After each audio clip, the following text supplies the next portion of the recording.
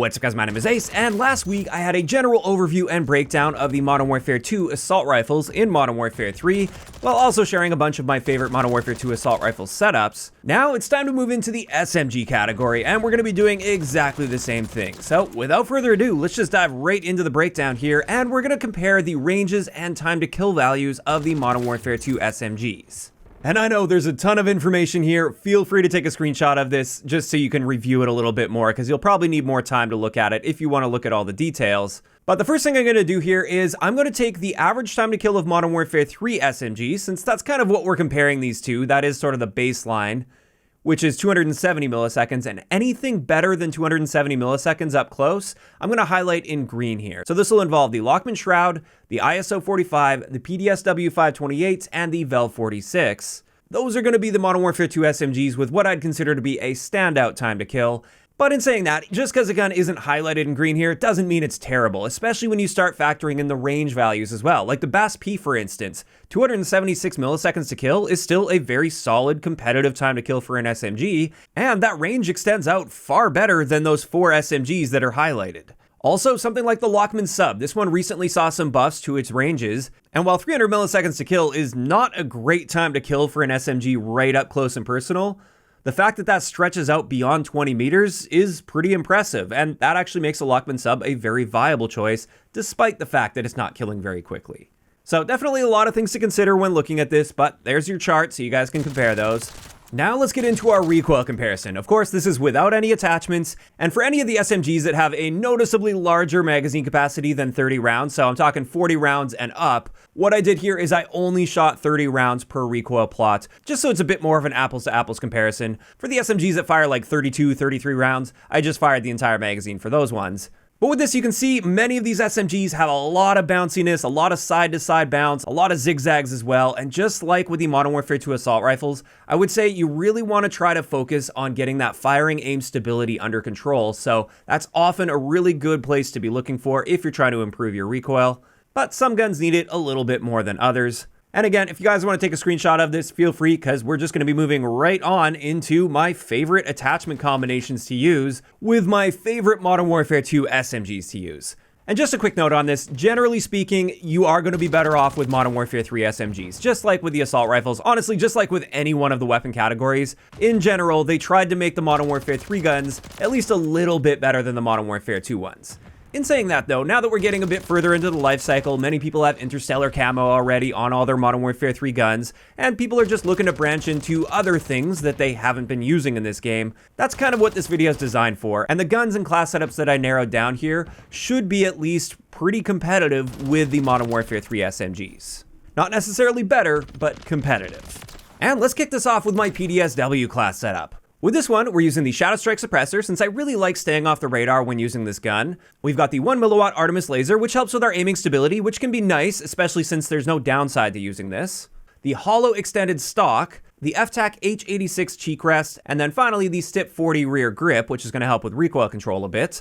And speaking of recoil control, this is definitely not going to be the most accurate gun out there, but it's at least reasonable if you're keeping yourself within close to somewhat medium ranges. This isn't the type of setup where I'm going to try stretching beyond its effective ranges though.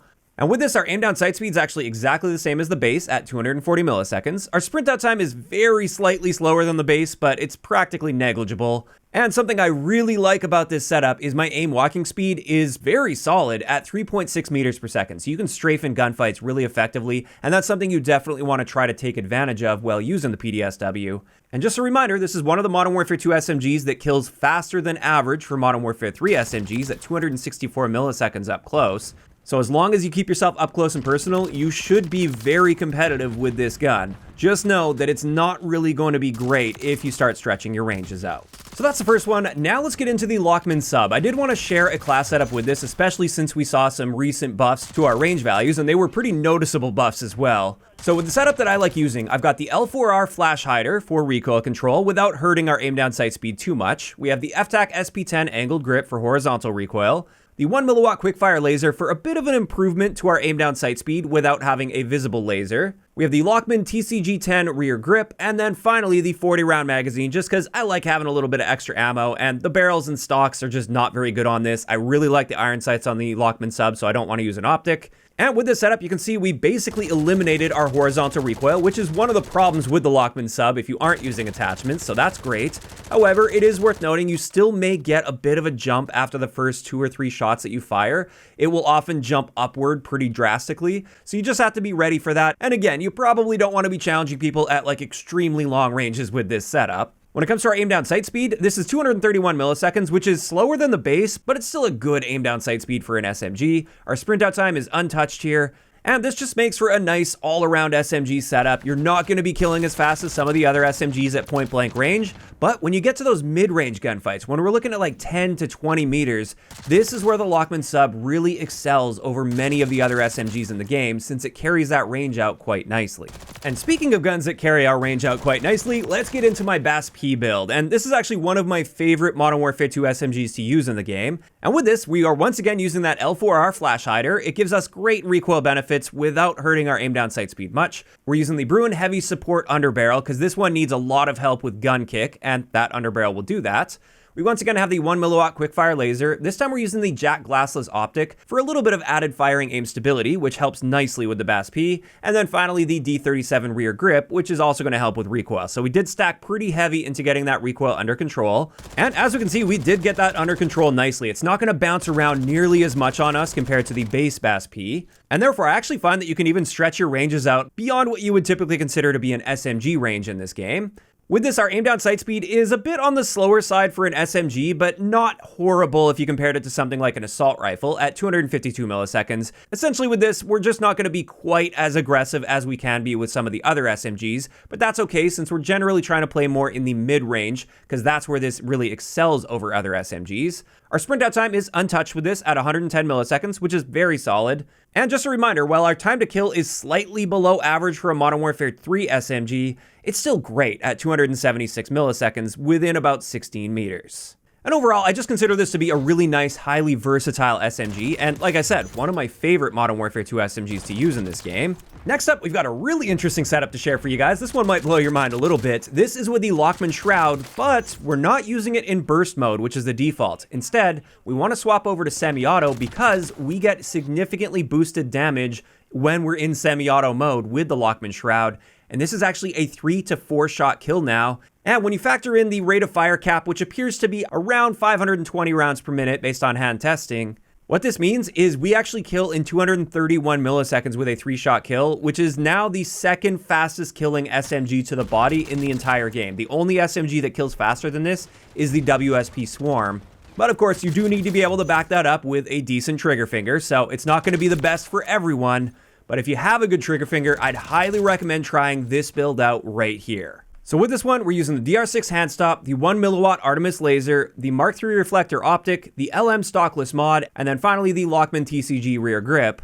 And with this one, in semi-auto mode, we've got very little recoil, at least within the ranges you should be using an SMG. The recoil is just a non-issue with this gun. Our aim down sight speed is excellent at 211 milliseconds. Our sprint out time is also excellent at just 84 milliseconds. And to top all of that off, we get an insane aim walking speed at 3.8 meters per second. And with this build, again, assuming you've got a trigger finger to back it up, it actually becomes a very highly competitive SMG that can actually dominate quite effectively at close to even mid-ranges for an SMG. So definitely give this one a shot if you haven't already, especially if you have a solid trigger finger. I think you'll be very pleasantly surprised. And then finally, I've got one last build I want to share for you guys, and this is with the Vel 46, which was one of my favorite guns to use in Modern Warfare 2, and it turns out it's one of my favorite Modern Warfare 2 guns to use in Modern Warfare 3. With this one, we're using the L4R flash hider, the SL skeletal vertical underbarrel, the 1 milliwatt quickfire laser, the Assault 60 stock, and then finally the ZLR combat grip. And with this one, we got the recoil under control very nicely. There is a little bit of side-to-side bounce with this, and therefore you might not want to use it for like really long ranges, but within the effective ranges of this gun, this is actually quite accurate and easy to control. Our aim down sight speed is quite good at 218 milliseconds. Our sprint out time is very slightly improved over the base at 105 milliseconds. And with this gun, we're capable of killing in just 252 milliseconds up close, which is a highly competitive time to kill. It's got a super high fire rate, so it's super forgiving if you miss any shots. We've got a default 40-round mag on there as well, which is excellent. And this just makes for a really nice all-around SMG setup. And there we go. That is going to wrap it up for my top 5 Modern Warfare 2 SMG setups to use in Modern Warfare 3. And I would say with all of these, I'm very comfortable using them against the Modern Warfare 3 SMGs. I find them to be highly competitive with those Modern Warfare 3 SMGs. And if you haven't given any of these a shot yet, I definitely recommend doing so, because I think you'll be pretty impressed with at least some of these builds. And with that, that is going to wrap it up for today's video, and I'd love to hear from you guys in those comments down below. Out of all of the Modern Warfare 2 SMGs in the game, which ones are your favorite to use? Is it one of the ones on my top 5 list here, or is it something else? Also, if you guys missed that episode on the Modern Warfare 2 assault rifles, I will leave a link to that one in the description of this video. If you enjoyed this one, a like rating is always appreciated, and don't forget to subscribe for more if you haven't already. I'll talk to you guys next time.